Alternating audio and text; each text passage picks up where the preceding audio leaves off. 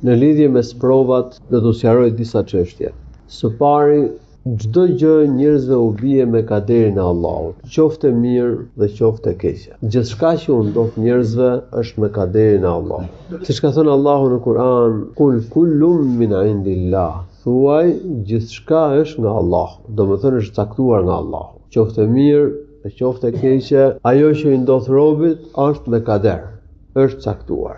E dyta, të mirat janë krejtësisht mirësi nga Allahu. Ma asabaka min hasanatin fa min Allah. Thot Allahu në Kur'an, çdo e mirë që të ndodh ty është nga Allahu, është krejtësisht mirësi nga Allahu. Ka thënë profeti në një hadith, wal khairu bi yadik. E gjithë mirësia është në duart e tua, të përket ty, vjen prej teje. Bi yadihil khairu, thot Allahu në Kur'an, bi yadihil khairu.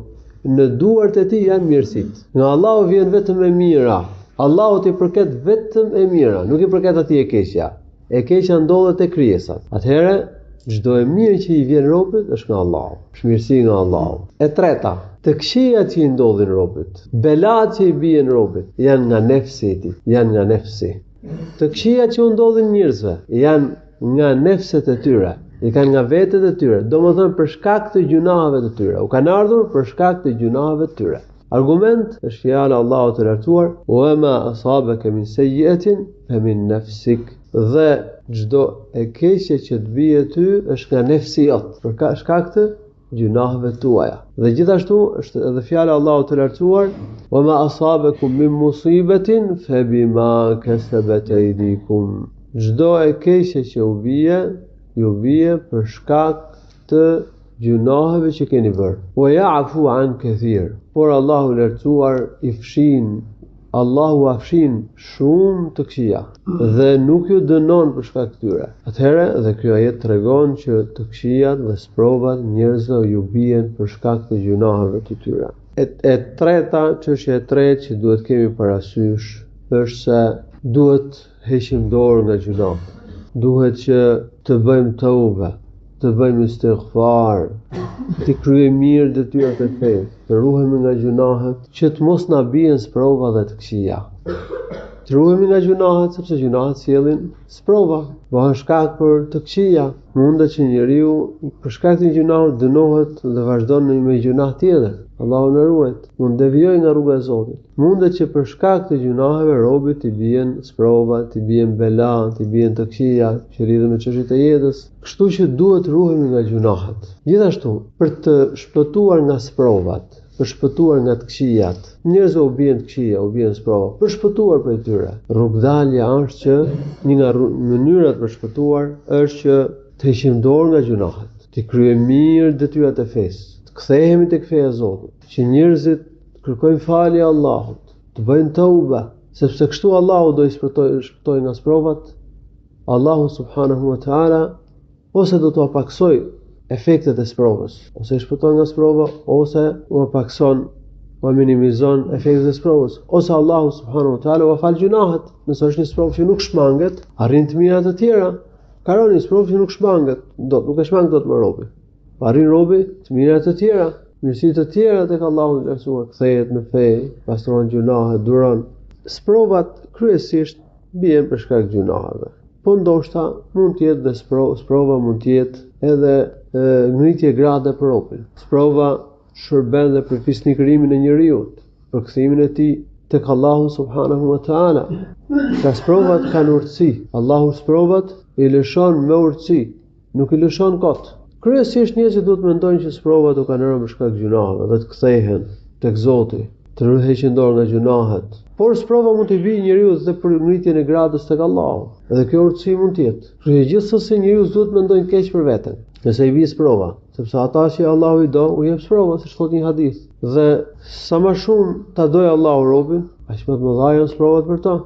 Inna 'idhama al-jaza ma 'idhama al-bala, inna Allaha idha ahabba qauman ibtalahum. Shpërblimi i madh është bashkë me sprovën e madhe. Dhe kur Allahu i do ca njerëz, u jep sprova atyre. Njeriu mund të ketë një grad në xhenet që nuk arrin me veprat e veta. Allahu i lartësuar i jep sprovë që të arrijë këtë grad tek Allahu i lartësuar. Kështu thuhet në një hadith, Sprova shërben për pastrimin e robit nga gjunahet, derisa të ecë njeriu në tokë të mos ketë asnjë gjunah, sipas një hadithi të profetit sallallahu alaihi wasallam. Po hadithet që tregojnë se sprovat e pastrojnë robin nga gjunahet janë të shumta. Sipas një hadithi, nëse Allahu do të mirën për robin, i jep sprovën këtë botë që të mos vuaj pasojat dhe dënimet e gjunaheve në ahiret. E nëse Allahu do që të dënohet i rob, ja jep dënimin për gjunahet në botën tjetër, edhe përfundon në dënimin e Allahut subhanahu wa taala. Kështu sprovat bien me urtësi. Nuk ka sprovë që Allahu lartësuar lëshon kot. Sprova në vetvete është për njeriu, është e mirë apo e keqe? Varet se si është qëndrimi i robit. Nëse robi duron kur i bie një sprovë, mendon mirë për Allahun, përmirëson gjendjen, kthehet tek Allahu, kjo është në të mirën e tij. E nëse robi mendon keq për Allahun, nëse robi e humb durimin, nëse sprova nuk shërben që njeriu të përmirësohet, po përkundrazi, largohet nga Allahu i lartësuar, duke vazhduar në gjunahe, ose duke bërë dhe gjunahe të tjera, duke lënë pas dore detyrat e fesë, atëherë sprova nuk ka qenë mirë për ta, po ka qenë një formë ndëshkimi për ta. Allahu i lartësuar na ruaj. Pra varet çfarë qëndrimi do ketë njeriu ndaj sprovës. E tillë është sprova. Sprovat kanë urtësi, siç e përmenda, dhe disa prej tyre i sqarova. A do të thotë kjo që ne të kërkojmë sprovat atëherë? Se sprova shërben për pastrimin e gjunaheve. Sprova mund të shërbejë për kthimin e njeriu tek Allahu. Sprova mund të jetë sebeb për ngritjen e gradës robit tek Allahu. Mund të shërbejë për fisnikrimin e njeriu dhe pastrimin e nefsit dhe shpirtit të tij. Për shembull, rast sprova muslimanëve në Uhud, profetit dhe shokëve të tij. Sprovë që ajo. Allahu thot, a kupton, "Waliyumahhisa ma fi qulubikum", që Allahu t'u pastroj zemrat tuaja. Ato janë njerëzit më të mirë në faqen e dheut. Sprova tha mund të shërbejë për ngritjen e gradës robit tek Allahu. Sprova ne tham pak më përpara që kur Allahu do të mirë për njeriu dhe jep sprovë që të mos i vuaj pasojat e gjunave që në ahiret, po ti ketë pasojat këtë botë dhe të mos vuj dënim në ahiret. A do të thotë kjo pra, këto urtësi, a do të thonë që ne të kërkojmë sprova? Realisht një burr në kohën e profetit e kishte kërkuar sprovën. Enesi tregon profeti sallallahu alaihi wasallam shkoi t'i bonte vizitë njërit prej shokëve të tij që ishte smur dhe i kishte mundu shumë ajo smundja. Edhe ishte zvoglu, sa i zog, domethënë ishte dobësuar, ishte ligështuar shumë nga smundja.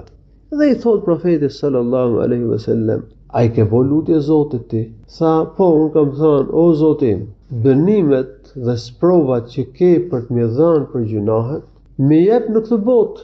Dënimin që ke për të dhënë për gjunahet, më jep këtë botë që të mos vuj në ahiret në botën tjetër. Pra kishte kërkuar ky dënimin e gjunaheve, sprovat e gjunaheve këtë botë.